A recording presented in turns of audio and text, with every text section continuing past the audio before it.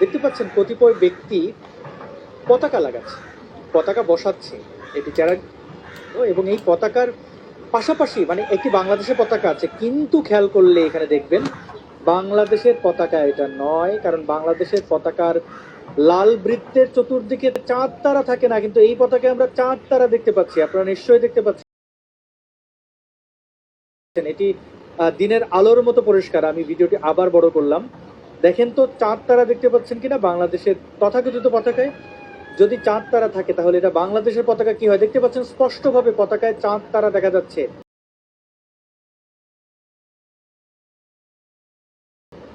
নিশ্চয়ই আপনাদের এটা একদম ধরে ধরে বুঝিয়ে দিতে হবে না। দেখুন, লাল বৃত্তের চাঁদ তারা সাদা রঙের আঁকা রয়েছে।